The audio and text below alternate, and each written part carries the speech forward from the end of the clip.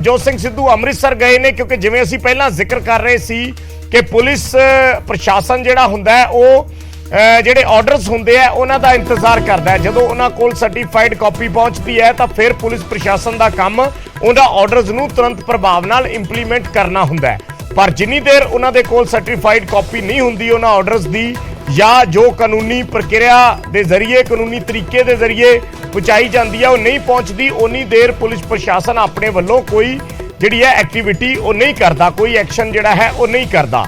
क्योंकि पुलिस प्रशासन का काम सिर्फ इन्ना ही है कि सुप्रीम कोर्ट के हुक्म ने सुप्रीम कोर्ट के हुक्मां के मुताबिक उन्होंने नवजोत सिंह सिद्धू नूं हिरासत च लैना है और हिरासत च लैके उन्होंने निचली अदालत दे विच पेश करके जानकारी देनी है कि यह सुप्रीम कोर्ट के फैसले के मुताबिक असी नवजोत सिंह सिद्धू नूं गिरफ्तार करके ले आंदा है। उस तो बाद निचली अदालत ऑर्डर दिंदी है और नवजोत सिंह सिद्धू नूं फिर जेल लिजाया जाएगा सुप्रीम कोर्ट के फैसले के आधार के उत्ते।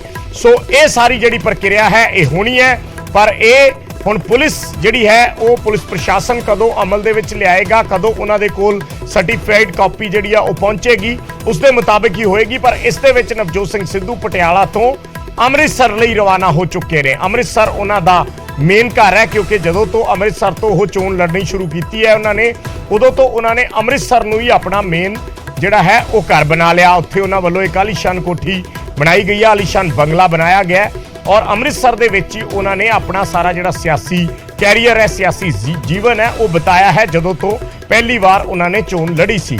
ਸੋ ਅੰਮ੍ਰਿਤਸਰ ਦੇ ਲਈ ਰਵਾਨਾ ਹੋਏ ਨੇ ਨਵਜੋਤ ਸਿੰਘ ਸਿੱਧੂ ਔਰ ਉੱਥੇ ਹੀ ਹੁਣ ਇਹ ਪੁਲਿਸ ਦੀ ਕਾਰਵਾਈ ਜਿਹੜੀ ਹੈ ਉਹ ਅਮਲ ਦੇ ਵਿੱਚ ਲਿਆਈ ਜਾਏਗੀ ਜਾਂ ਲਿਆਦੀ ਜਾ ਸਕਦੀ ਹੈ ਕਿਉਂਕਿ ਜਦੋਂ ਉਹਨਾਂ ਦੇ ਕੋਲ ਆਰਡਰਸ ਦੀਆਂ ਕਾਪੀਆਂ ਪਹੁੰਚਣੀਆਂ ਨੇ ਸਰਟੀਫਾਈਡ ਕਾਪੀਆਂ ਪਹੁੰਚਣੀਆਂ ਨੇ ਉਸ ਤੋਂ ਬਾਅਦ ਪੁਲਿਸ ਉਹਨਾਂ ਤੇ ਅਮਲ ਕਰੇਗੀ।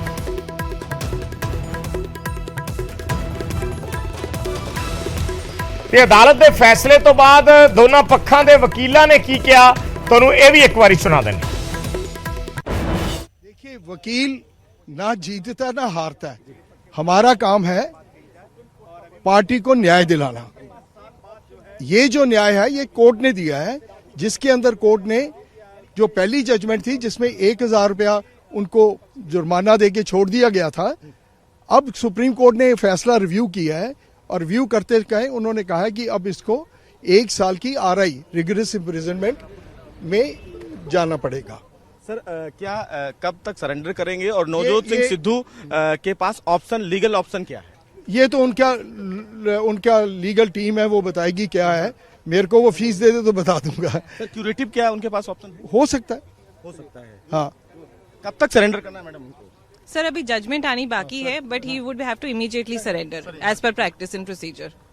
जी तो साफ तो जहां तक सिद्धू केस का सवाल है मैं ये स्पष्ट करना चाहता हूं कि ये बहुत अपवाद होता है, बहुत कभी कभी होता है, बहुत रेयर होता है कि फौजदारी मुकदमे में सेंटेंस के विषय में पुनर्विचार हो।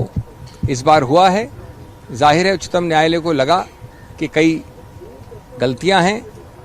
मैं समझता हूं निर्णय को ध्यान से विश्लेषण करने के बाद जो रेमेडीज हैं वो की जाएंगी, चाहे वो हल हो एक क्यूरेटिव पिटिशन का, चाहे वो हल हो और प्रकार की याचिकाओं का।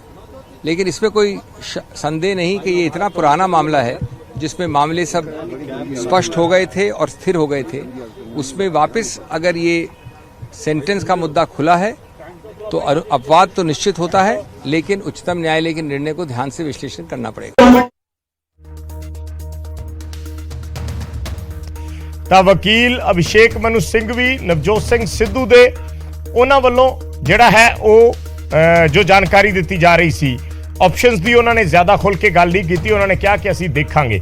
ਨਵਜੋਤ ਸਿੰਘ ਸਿੱਧੂ ਨੂੰ ਪੁੱਛਿਆ ਗਿਆ ਜਦੋਂ ਨਵਜੋਤ ਸਿੰਘ ਸਿੱਧੂ ਪਟਿਆਲਾ ਤੋਂ ਨਿਕਲੇ ਕੋਸ਼ਿਸ਼ ਕੀਤੀ ਗਈ ਗੱਲਬਾਤ ਕਰਨ ਦੀ, ਸਿਰਫ ਨੋ ਕਮੈਂਟਸ ਕਿਹਾ। ਉਹਨਾਂ ਨੇ ਕਿਹਾ ਕਿ ਨੋ ਕਮੈਂਟਸ, ਪਰ ਉਹਨਾਂ ਨੇ ਟਵੀਟ ਕਰਕੇ ਜ਼ਰੂਰ ਕਿਹਾ ਕਿ ਉਹ ਅਦਾਲਤ ਦਾ ਫੈਸਲਾ ਜਿਹੜਾ ਹੈ ਉਸ ਦਾ ਸਨਮਾਨ ਕਰਦੇ ਨੇ, ਅਦਾਲਤ ਦਾ ਫੈਸਲਾ ਸਿਰ ਮੱਥੇ।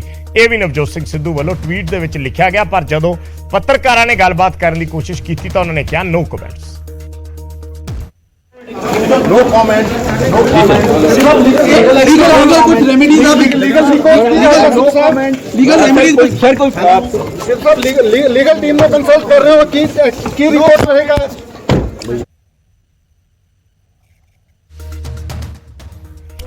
ਇਹ ਪਟਿਆਲਾ ਦੀਆਂ ਉਸ ਮੌਕੇ ਦੀਆਂ ਤਸਵੀਰਾਂ ਨੇ। लीगल कुछ रेमेडीज आप लीगल रेमेडीज सर कोई सब लीगल टीम में कंसल्ट कर रहे हो की रिपोर्ट रहेगा नो कमेंट लीगल कुछ रेमेडीज आप लीगल रेमेडीज सर कोई सब लीगल टीम में कंसल्ट कर रहे हो की रिपोर्ट रहेगा no comment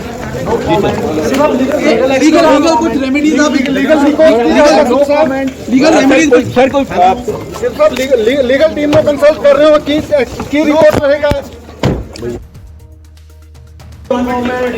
no comment legal कुछ रेमेडीज आप लीगल रेमेडीज सर कोई सब लीगल टीम में कंसल्ट कर रहे हो की नो कमेंट लीगल कुछ रेमेडीज आप लीगल रेमेडीज सर कोई सब लीगल टीम में कंसल्ट कर रहे हो की रिपोर्ट रहेगा नो कमेंट लीगल कुछ रेमेडीज आप लीगल रेमेडीज सर कोई नहीं देखिए मुझे नहीं लगता कि विराट रेस्ट लेगा क्योंकि वो फिट आदमी है दुनिया का one of the fittest guys हमारे पास है और वो बड़ा स्ट्रांग गाय है लेकिन ठीक है रन नहीं बन रहे इसलिए वो बार बार आप जिसको देखेंगे उसकी